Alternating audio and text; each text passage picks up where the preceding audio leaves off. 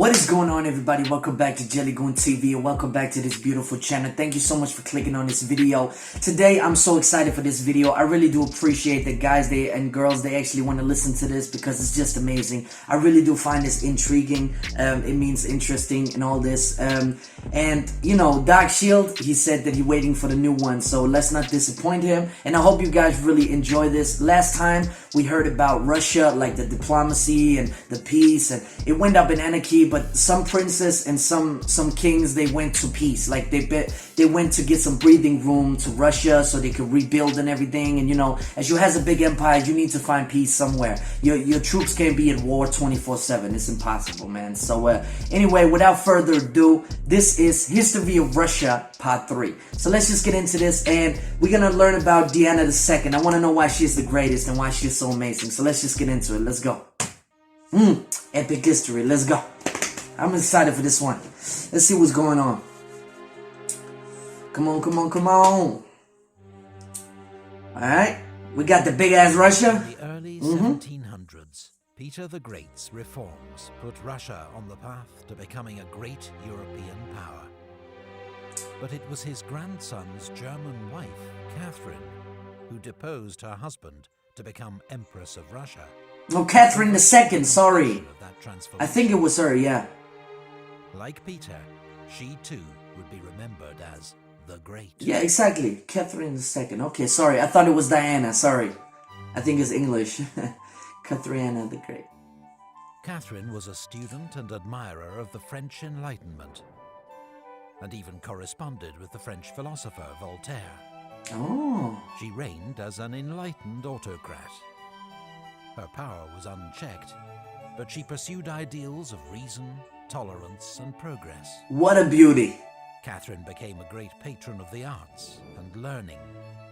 Schools and colleges were built. Nice. The Bolshoi Theatre was founded, as well as the Imperial Academy of Fine Arts. Let me just pause it here. See? This is what people they need. They need some spirit. They need some moral. They need to know why they're from a country. And she built schools. She built education. She built all these beautiful things. She built art. She built this. Like, she took something from the other worlds and brought it to Russia. That's just beautiful. What a beautiful, beautiful lady. So much respect to this lady right here. Man, I didn't think it was like this, but damn, that's beautiful. Let's get into it. While her own magnificent collection of artwork now forms the basis of the world-famous Hermitage Museum. Nice. I want to go there. Catherine encouraged Europeans to move to Russia to share their expertise, and helped German migrants to settle in the Volga region, where they became known as Volga Germans.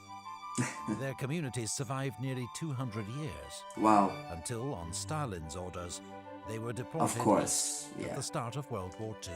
Of course. Catherine's reign also saw enormous territorial expansion. In the south, Russia defeated the Ottoman Empire, winning new lands and the fortresses of Azov and Kerch. But then Catherine faced a major peasant revolt, led by the renegade Cossack Yemelyan Pugachev. The rebels took many fortresses and towns and stormed the city of Kazan, before they were finally defeated by the Russian army. Oh, okay. Catherine then forcibly incorporated the Zaporozhian Cossacks into the Russian Empire and annexed the Crimean Khanate, a thorn in Russia's side for 300 years. Russia's new lands in the south were named Novorossiya. Novorossiya. New Russia. Nice. Sparsely populated, they were settled by Russian colonists under the supervision of Prince Potemkin, Catherine's advisor. Ah, and lover. Okay. The girl's there, man. She got style. Commonwealth, exhausted by war and at the mercy of its neighbors, was carved up in a series of partitions, with Russia taking the lion's share. Wow. Poland did not re-emerge as an independent nation until 1918. What? Russia inherited That's the crazy. Jewish population from Poland, who Catherine decreed could live only in the so-called Pale of Settlement, and were excluded from most cities. Why? Everybody hates the Jews. What they do? Led to the execution of King Louis XVI. Catherine was horrified, and in the last years of her reign, completely turned her back on the liberal idealism of her youth. 3 years later, Catherine died, ending one of the most glorious reigns in Russian history. Wow, that's beautiful. She was succeeded by her son, Paul, a man obsessed by military discipline and detail, and opposed to all his mother's works. Russia joined the coalition of European powers, fighting revolutionary France. Wow. Suvorov, one of Russia's greatest military commanders, won a series of victories against the French in northern Italy. Wow, Russia been everywhere. Was a failure. Meanwhile, Paul's reforms had alienated Russia's army and nobility, and he was murdered in a palace coup. He was succeeded by his 23-year-old son Alexander, who shared his grandmother Catherine's vision for a more modern Russian state. His advisor, the brilliant Count Mikhail Speransky, reformed administration and finance. Yet the emperor refused to back his plans for a liberal constitution. Ah, of course. Ultimately, it was war with France that would dominate Alexander's reign. The Napoleonic Wars. Oh shit. Here comes this little guy.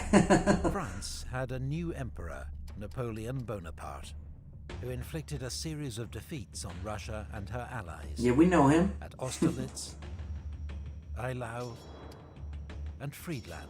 Wow. But at Tilsit in 1807, the two young emperors met and made an alliance.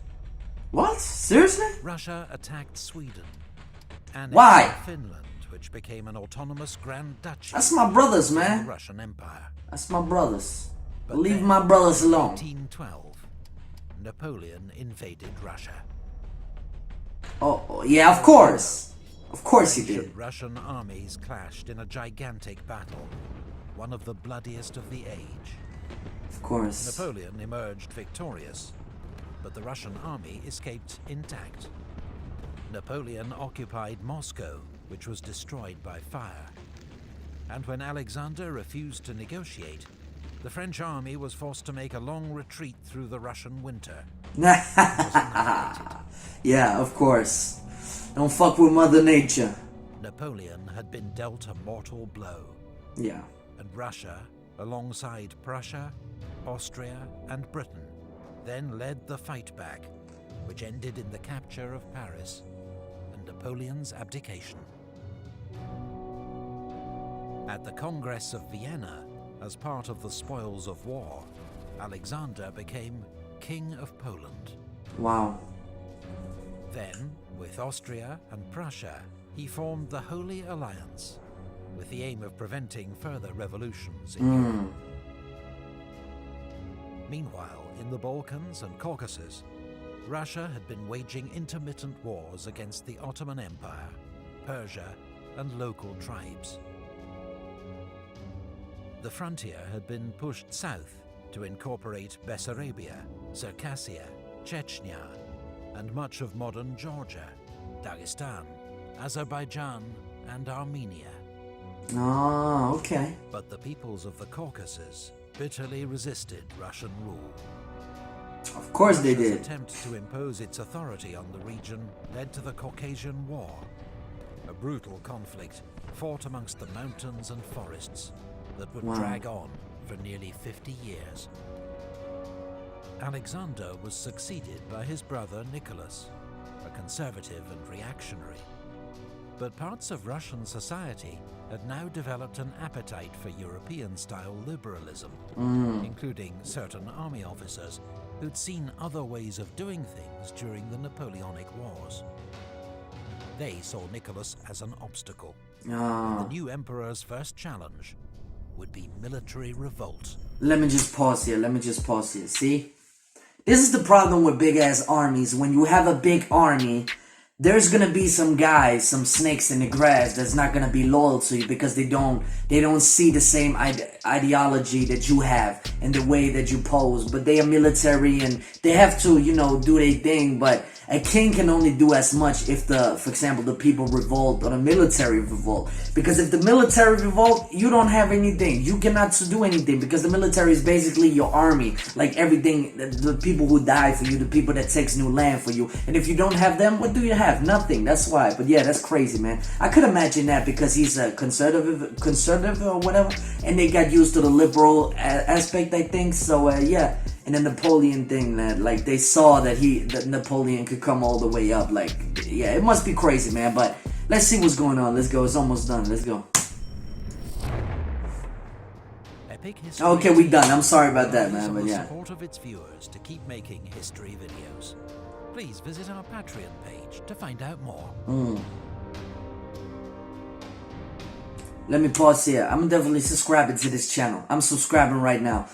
Go check out Epic History TV. The link is down below to this video right here, so you can support them. They are freaking amazing to this, man. This guy that is narrating the whole thing is beautiful. But Russia, man, is a beautiful country, man. It's seen so much history, seen so much war. I didn't actually know that. I didn't know that Russia actually saw this much war. This is crazy, man. This is really crazy. But the military, they actually protested against the king. That's crazy, man, because they were fed up with all this, you know.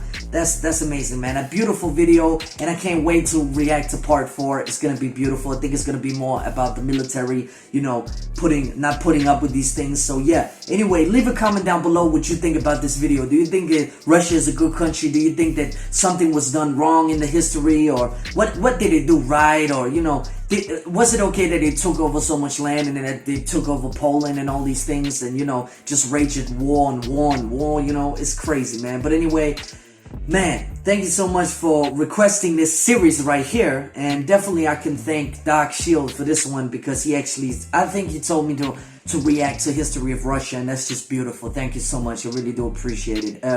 If you like this video, please leave a like down below so we know that you like this, or I know that you like this video. And if you really want to subscribe and support the channel, subscribe right here, and, you know, show some support to the channel, because we had 83 or 84 subscribers, and I really do appreciate you guys. I really do. I know I keep saying it in all videos, but 83 subscribers for me is very much. Like, it's so much for me, because I started out doing this and I didn't know if people, they actually wanted to watch the videos or whatever, but they actually do.